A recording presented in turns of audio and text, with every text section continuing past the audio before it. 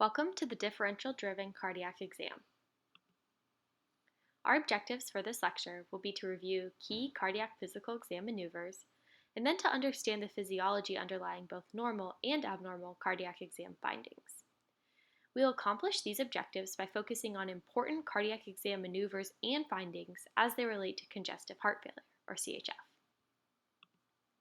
There are a multitude of cardiac physical exam findings that correlate with CHF, but the four topics we will focus on today are the point of maximal impulse, or the PMI, cardiac auscultation, measuring jugulus venous pressure, or JVP, and performing the abdominojugular reflex test, the AJR. Our first topic is PMI.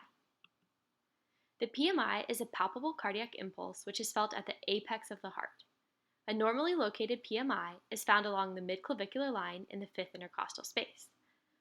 On the left, you can see that this normal-sized heart has its apex located at the midclavicular line in the fifth intercostal space, and that is where the PMI would be felt.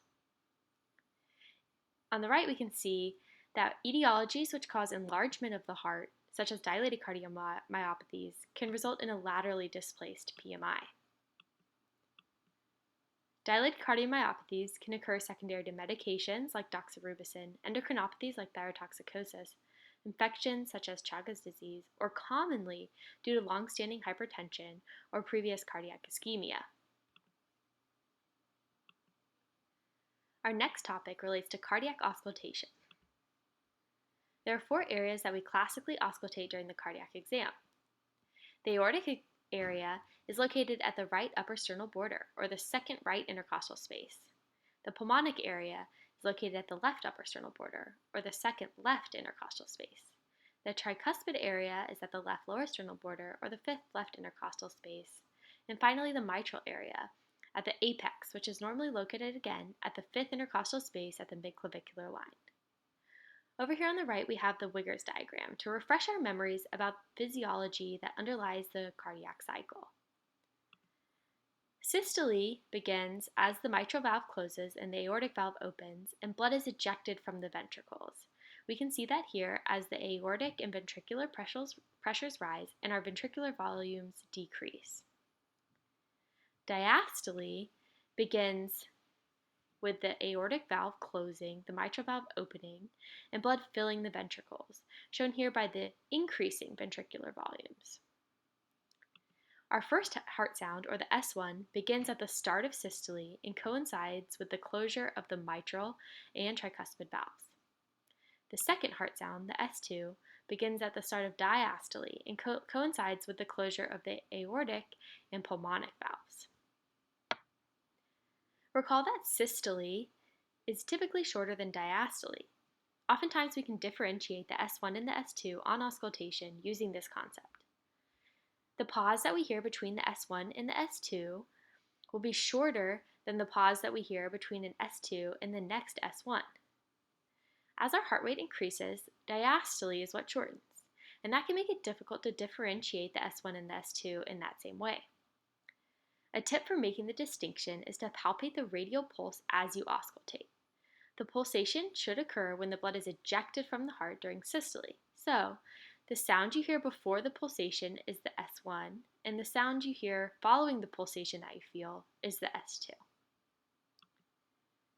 Our stethoscopes have both a diaphragm and a bell, and we all remember from our OSCEs that we need to use both during our cardiac exam. But why do we do this? The first part of answering that question is understanding that the diaphragm is best able to amplify high-frequency sounds, while the bell is best able to amplify lower-frequency sounds. The first and second heart sounds, the S1 and the S2, are higher-pitched sounds and can be heard throughout the precordium. This means that with your diaphragm, you should be able to hear the S1 and S2 in all four auscultatory areas. Our extra heart sounds include the S3 and the S4. An S3 occurs just following the S2, and it's also known as a ventricular gallop. An S3 occurs due to exaggerated diastolic filling and can be seen in volume overload states like CHF. An S4, on the other hand, is located just preceding the S1 and is also known as an atrial gallop. An S4 occurs due to atrial kick against a stiffened, non-compliant ventricle and can be associated with disease processes like hypertension and hypertrophic cardiomyopathy. The S3 and S4 are lower pitch sounds and therefore are best heard with the bell of the stethoscope. So, now we understand that the bell and diaphragm can help us better hear sounds of different frequencies. But how does this come into play clinically? Let's talk about it. We know that the S2 heart sound can be physiologically split. When the S2 is split, you are able to distinctly hear the two components of the S2. The A2, which coincides with aortic valve closure, and the P2, which coincides with pulmonic valve closure. Physiologic splitting of the second heart sound coincides with inspiration because there is increased venous return to the right heart on inspiration. The increased volume within the right heart causes the pulmonic valve to close after the aortic valve does, thus delaying the sound of pulmonic valve closure, the P2, in relation to the sound of the aortic valve closure, the A2, and that's what creates the split S2. Now, because the A2 and the P2 are the two components of an S2, they are both higher pitched sounds and therefore best heard with the diaphragm. So, say you hear an extra sound following the S2. How would you know whether the sound represents a physiologically split S2 or an S3? So, there are two main ways to differentiate these two sounds. The first way is to decide whether you hear this extra sound best with the bell or the diaphragm. Because an S3 is lower pitched, it will be best heard with the bell, while the higher pitched split S2 will be best heard with the diaphragm. The second way to distinguish these sounds is to decide in what location you can best hear the extra sound. An S3 is better heard at the mitral area, while a split S2 is best heard at the pulmonic area. So in summary, the S3 is best heard at the mitral area with the bell, while split S2 is best heard at the pulmonic area with the diaphragm. Let's move on to our third topic, jugular venous pressure, or JVP. Elevated jugular venous pressure is known as jugular venous distension, or JVD. Assessing for JVD tells us if there is congestion or increased pressure in the right atrium. In order to accurately measure JVP, we must understand some key anatomy. There are three major vessels in this area: the carotid, the internal jugular vein, or the IJV, and the external jugular vein, the EJV. The IJV and the carotid both run deep to the sternocleidomastoid muscle within the carotid sheath. The EJV runs superficial to the sternocleidomastoid muscle. Our EJV empties into the subclavian vein. The IJV then unites with the subclavian vein to form the brachiocephalic vein. The brachiocephalic vein empties into the superior vena cava, which ultimately empties into the right atrium. So, the first step in measuring the JVP is to identify a jugular vein. There are multiple tips and tricks for confirming that the vessel that you have identified is venous and not arterial. The first is palpability. An arterial pulse will be palpable while a venous pulse will not. Next is timing. You should watch the pulsation you are assessing while simultaneously palpating the radial or contralateral carotid arterial pulse. If the pulsations coincide, then the pulsation you are seeing is arterial. If they do not correspond, the pulsation is venous. Engorgement or augmentation involve pushing on the abdomen in order to transitively increase the volume in the venous system. If pushing on the abdomen leads to engorgement of the vessel you are assessing, then it is venous. Note that this is different from the abdominojugular reflex test, which we will discuss later. The venous pulse has respiratory variation. During inspiration, there is increased venous return to the right heart, which leads to a decreased venous column height with inspiration.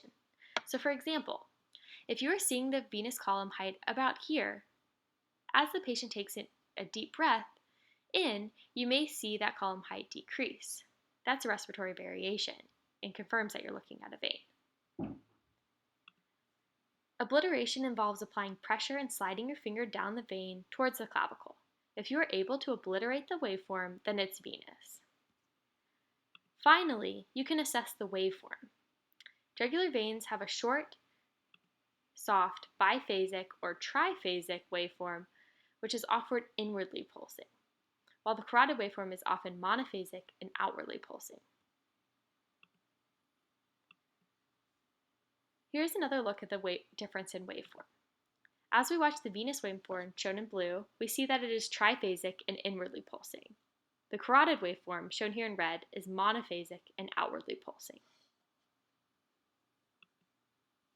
So, how do we even measure the JVP? First, the patient should be supine with the bed at about 30 degrees. You should place a ruler vertically at the sternal angle. The sternal angle, also known as the angle of Louis or the manubrio-sternal junction, is the articulation between the manubrium and the sternal body. This is where the costal cartilages of the second rib articulate with the sternum, and this is a palpable landmark. So, your next step is to assess where you see the top of the fluid column. Note, if you're having trouble visualizing the jugular venous pulse, you can use tangential light. So, once you find the top of the column, use a straight edge like a pen or a tongue depressor to connect the top of the column to the upright ruler, which will give you a distance in centimeters. If the patient is at 30 degrees, then add 5 centimeters to the previously measured height. Normal values are those less than or equal to 8 centimeters, and abnormal is greater than 8 centimeters. For this patient, his JVP is abnormally elevated. Our final topic is the abdominojugular reflux, AJR, which is also often referred to as the hepatojugular reflux, or HJR. To perform this test, you should press on the abdomen to increase venous return to the right heart by displacing splanchnic venous blood up through the IVC. This increase in preload to the right heart is transmitted to the jugular veins. You will press for 10 seconds and examine the neck veins while you do so. Normally, the heart will be able to compensate for the increased preload. However, in heart failure, the heart is not able to compensate. Therefore, a positive test occurs when the JVP rises greater than 4 centimeters and remains elevated for the entire 10 seconds. On the other hand, in a normal exam, the JVP will either remain unchanged or it will rise but then fall back down before the 10 seconds is over. Wow, we have now finished our review of the cardiac exam for CHF. This slide provides the positive likelihood ratios for the various maneuvers we discussed. As you can see, the presence of an S3 has the highest positive likelihood ratio at 11. You will have a chance to practice these skills and to apply this knowledge tomorrow. Thank you for listening.